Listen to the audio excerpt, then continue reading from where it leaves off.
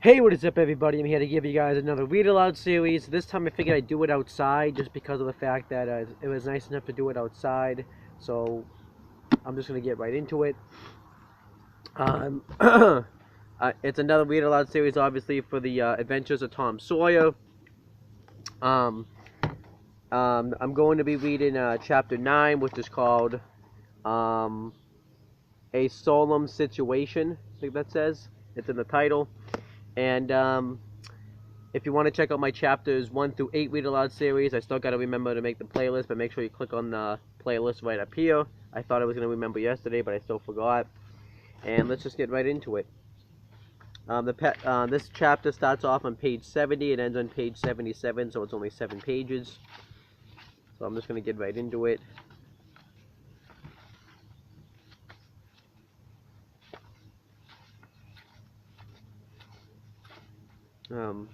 I have a lot of pages to scroll through. Okay. At 9:30 that night, Tom and Sid were sent to bed as usual. They said their prayers, and Sid was soon asleep. Tom lay awake and waited in restless impatience, when it seemed to him that it must be nearly daylight. He heard the clock strike 10. This was despair. He would have tossed and fidgeted as his nerves demanded, but he was afraid he might wake Sid. So he lay still and stared up into the dark. Everything was dismally still. By and by, out of the stillness, little, scarcely perceptible noises began to emphasize themselves. The ticking of the clock began to bring itself into notice. Old beams began to crack mysteriously. The stairs creaked faintly. Evidently, spirits were abroad. A measured, muffled snore issued from Aunt Polly's chamber. Chambers means bedroom. That's how they used to say it back then. And now the tiresome chirping of a cricket that no human genuinely could locate began. Next, the ghastly ticking of a death watch in the wall at the bed's head made Tom shudder. It meant that everybody's days were numbered. Tom shuddered. Oh, I bet. Then the howl of a far-off dog rose on the night air, and was answered by a fainter howl from a remoter distance. Tom was in an agony. At last he was satisfied that time and seized an eternity begun. He began to doze in spite of himself. The clock chimed 11, but he did not hear it. And then there came, mingling with his half-formed dreams, a most melancholy caterwauling, the raising of a neighborhood window disturbed him. A cry of "Scat, you devil!" and the crash of an empty bottle against the back of his aunt's woodshed brought him wide awake, and a single minute later he was dressed and out of the window and creeping along the roof of the eel on all fours. He meowed with caution once or twice as he went, then jumped to the roof of the woodshed and thence to the ground. Huckleberry Finn was there, with his dead cat. The boys moved off and disappeared in the gloom. At the end of half an hour they were wading through the tall grass of the graveyard. It was a graveyard of the old-fashioned western kind. It was on a hill about a mile and a half from the village. It had a crazy board fence around it, which leaned inward in places and outward the rest of the time, but stood upright nowhere. Grass and weeds grew rank over the whole cemetery. All the old graves were sunken in. There was not a tombstone on the place. Round-topped, worm-eaten boards staggered over the graves, leaning for support and finding none. Sacred to the memory of so-and-so had been painted on them once, but it could no longer have been read. On the most of them now, even if there had been light, a faint wind moaned through the trees, and Tom feared it might be the spirits of the dead complaining of being disturbed. The boys talked little and only under their breath, for the time and place and the pervading solemnity solemnity solemnity and silence oppressed their spirits. I need to take a sip of water.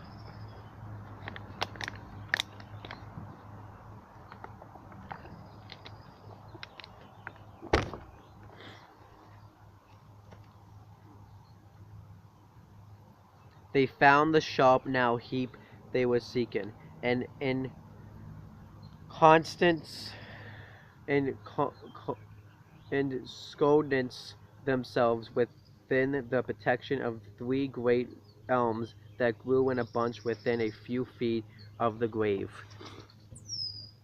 Then they waited in silence, for that seemed a long time. The hooting of a distant owl was all the sound that troubled the dead stillness. Tom's reflections grew oppressive. He must force some talk, so he said in a whisper, "Hucky, do you believe the dead people like it for us to be here?" Huckleberry whispered, "I wishn't I knowed. It's awful solemn like it ain't it? I bet it is." There was a considerable pause while the boys canvassed this matter inwardly. Then Tom whispered, "Say, Hucky, do you reckon Hoss Williams hears us talking?" "Of course he does. Least his spirit does." But it doesn't spell spirit the same way because, like I've talked about before, because of the way they talk, since it's down the south and stuff. It's spelled Sperit. Tom, after a pause, "I wish I'd said Mr. Williams, but I never meant any harm. Everybody calls him Hoss.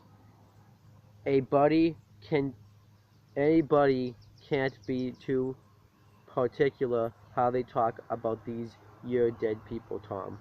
This was a damper, and conversation died again.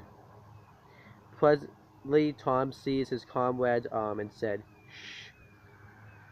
"What is it, Tom?" And the two clung together with beating hearts. "Shh, there 'tis again. Didn't you hear it?" There, now you hear it." "Lord, Tom, they're coming, sure. What's we do?" "I don't know." "They think they'll see us?" "Oh, Tom, they can see in the dark, same as cats. I wishn't I hadn't come." "Oh, don't be afeard. I don't believe they'll bother us. We ain't doing any harm. If we keep perfectly still, maybe they won't notice us at all." "I'll try to, Tom, but Lord, I'm all of a shiver." "Listen." The boys bent their heads together and scarcely breathed. A muffled sound of voices floated up from the far end of the graveyard. "Look, see there," whispered Tom. "What is it?" "It's devil fire." "Oh, Tom, this is awful." Some vague figures approached through the gloom, swinging an old-fashioned tin lantern that freckled the ground with innumerable little spangles of light. Presently Huckleberry whispered with a shudder, "It's the devil, sure enough. 3 of them. Lordy, Tom, we're goners. Can you pray?" "I'll try, but be don't you be afeard. They ain't going to hurt us. Now I lay me down to sleep. Shh. What is it, Huck? They're humans. One of them is, anyway. One of them's old Muff Potter's voice. No, 'tain't so, is it? I bet I know it. Don't you still no budge. He ain't sharp enough to notice us. Drunk, the same as usual. Likely blamed old Whip. Alright, I'll keep still. Now they're stuck. Can't find it here. They come again. Now they're hot. Cold again. Hot again, red hot. They're pinted right this time. The pinted, pinted, I don't know how you exactly say that word. Say, Huck, I know another of them voices. It's Injun Joe. That's so that murdering half-breed. I'd rather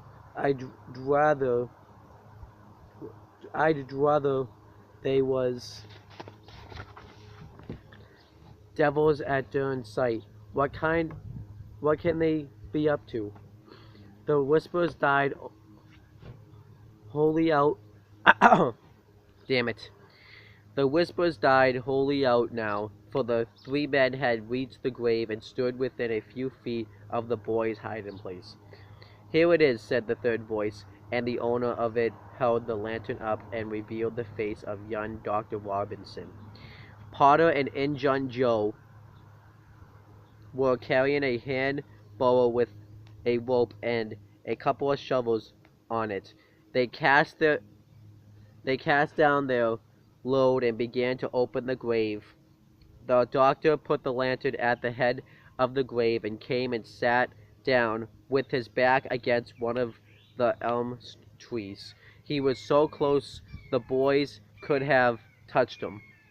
Hurry, men, he said in a low voice. The moon might come out any moment. They growled a response and went on digging. For some time there was no noise but the grated sound of the spades discharging their freight of mold and gravel.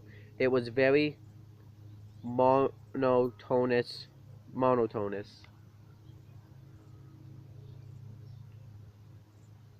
Finally, a spade stuck upon the coffin with a dull... It's nice out here, isn't it? Yeah. See, that's why I said to write. I would come out and do my notes out here, but... Sorry, I had to pause the video. I'm just going to continue where I left off. I think I was like in mid-sentence, so I'm just... If I repeat something, I don't want to start off like in the middle of a sentence. I think the last part I started off was finally a spade struck upon the coffin with a dull, woody, I think this says accent, and within another minute or two the man had hoisted it out on the ground. They pried off the lid with their shovels, got out the body and dumped it rudely on the ground. The moon drifted from behind the clouds and exposed the pallid face. The bowl was got ready, and the corpse placed on it, covered with a blanket and bound to its place with the rope. Potter took off a large squid knife and cut off the dangling end of the rope, and then said, "Now the cussed thing's ready, Sawbones, and you'll just out with another 5 or here she stays." "That's the talk," said Injun Joe. "Look there, what does this mean?" said the doctor. "You required your pay in advance, and I've paid you." "Yes, and you done more than that," said Injun Joe, approaching the doctor, who was now standing. "5 years ago you drove me away from your father's kitchen one night when I come to ask for something to eat, and you said I weren't there for any good, and when I swore I'd get even with you if it took 100 years, your father had me jailed for a vagrant. Did you think I'd forget? The Injun blood ain't in me for nothing, and now I've got you, and you got to settle, you know." He was threatening the doctor with his fist in his face. By this time, the doctor struck out suddenly and stretched the ruffian on the ground. Potter kept his knife and exclaimed, Here now, don't you hit my pode. And the next moment he had grappled with the doctor, and the two were struggling with might and main, tra- ramp- trampling the grass and tearing the ground with their heels. Injun Joe sprang to his feet, his eyes flaming with passion, snatched up Potter's knife, and went creeping cat-like and stooping round and round about the combatants, seeking an opportunity. All at once the doctor flung himself free, seized the heavy headboard, headboard of William's Grace, and fell the Potter to the earth with it. And in the same instant the half-breed saw his chance and drove the knife to the hilt of the young man's breast. He wheeled and fell partly upon Powder, flooded him with his blood, and in the same moment the clouds blotted out the dreadful spectacle, and the two frightened boys went speeding away in the dark. Presently, with the moon emerged again, Injun Joe was standing over the two forms, contemplating them. The doctor murmured and architecturally gave a long gasp or two and was still. The half-breed muttered, "That score is settled, damn you." Then he robbed the body, after which he put the fatal knife in Potter's open right hand, and sat down on the dismantled coffin. 3, 4, 5 minutes passed, and then Potter began to stir and moan. His hand closed upon the knife. He raised it, glanced at it, and let it fall with a shudder. Then he sat up, pushed the body from him, and gazed at it, and then around him confusedly. His eyes met Joe's. "Lord, how is this, Joe?" he said. "It's dirty business," said Joe, without moving. "What did you do it for?" I never done it. Look here, that kind of talk won't wash." Potter trembled and grew white. "I thought I'd got sober. I no business to drink tonight, but it's in my head yet worse'n when we started here. I'm all in a muddle, can't recollect anything of it. Hardly tell me, Joe, honest. Now, old feller, did I do it? Joe, I never meant to pawn my soul and honor. I never meant to, Joe. Tell me how it was, Joe. How is it's awful, and him so young and promising. Why, you two was scuffling, and he fetched you one with the headboard, and you fell flat. Then up you come, all reeling and staggering like, and snatching the knife and jam it into him, just as he fetched you another awful clip. And here you've laid as dead as a wedge toe now. Oh, I didn't know what I was a doing. I wish I may die this minute if I did. It was all on account of the whiskey and the excitement, I reckon. I never used a weapon in my life before, Joe. I've fought, but never with weapons. They'll all say that. Joe, don't tell. Say, you won't tell, Joe. That's a good fellow. I always liked you, Joe, and stood up for you, too. Don't you remember? You won't tell, will you?" And the poor creature dropped on his knees before the stolid murderer, and clasped his appealing hands. "No, you've always been fair and square with me, Muff Potter, and I won't go back on you.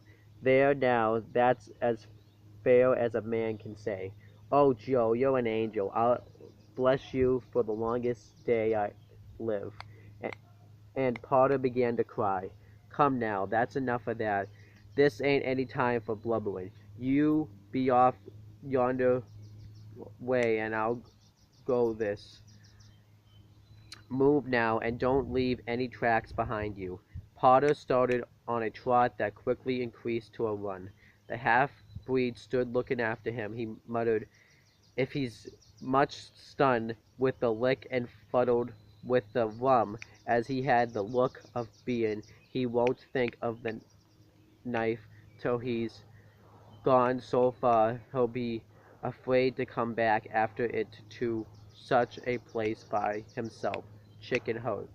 2 or 3 minutes later, the murdered man, the blanketed corpse, the lidless coffin, and the open grave were under no inspection but the moon's. The stillness was complete again, too. And then that's the end of the chapter. That was a fantastic chapter. You know, I love the way they described when Tom was going to sleep, the like surroundings of the noises. You know, I obviously liked the little adventure and the whole thing that happened with Potter, the doctor, and how Potter murdered him. And I kind of wait to see how this plays out throughout the rest of the story. But that's pretty much it, guys. Thank you guys for watching this video. Please make sure to subscribe to my CM Brothers channel, because I just posted a video on there last night. And make sure to subscribe to this channel for future content. And that's pretty much it, guys. Talk to you later.